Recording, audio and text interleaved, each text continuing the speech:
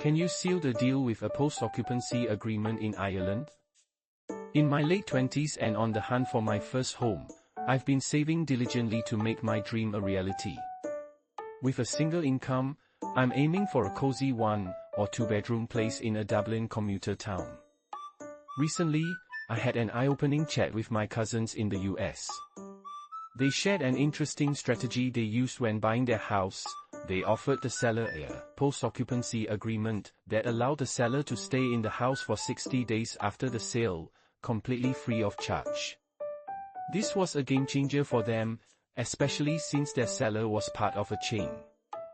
Since I'm currently living with my parents, I thought, why not sweeten my offer by giving a seller some extra time in the house? But can I actually do something like this in Ireland, either for free or with a rental agreement? At first, I thought it was a definite no. But after giving it some thought, especially considering the current property market, I realize it's worth exploring. However, I still have some reservations about how this post-occupancy agreement would actually work. In fact, it might be more accurate to call it a pre-occupancy agreement. This term better describes what it really is, an arrangement that allows sellers to stay in the property after the sale is agreed but before the sale officially closes. In simpler terms, it's like agreeing to an extended closing date. I've spoken to several real estate agents, particularly in the Greater Dublin area, and they've pointed out a growing trend of chain sales in the market. This is where sellers are trying to buy another property while simultaneously selling theirs. For instance, a couple might want to upgrade or downsize, but they can't find anything suitable. They won't accept an offer on their current home unless they have a sale agreed on their next one, and they're hesitant to list their property until they find a new place.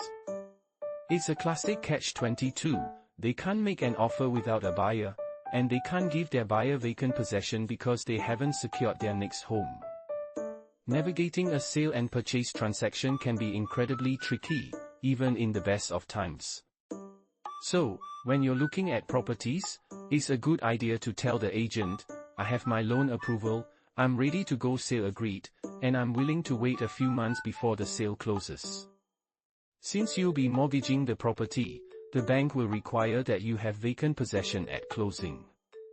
Instead of closing the sale and leaving the sellers in the property, which I wouldn't recommend, you can agree to sign contracts with an extended closing date. Of course, there are risks involved for both parties. A change in personal circumstances could jeopardize the deal. In property transactions, certainty is key. Buyers need to feel secure that their offer will be accepted, and sellers need to know that if they accept an offer, the deal will go through. Life can throw unexpected challenges our way. Illness, job changes, and other surprises can lead to a complete rethink. The longer the closing date, the higher the chance of something unexpected happening. Both parties will need to commit to the arrangement.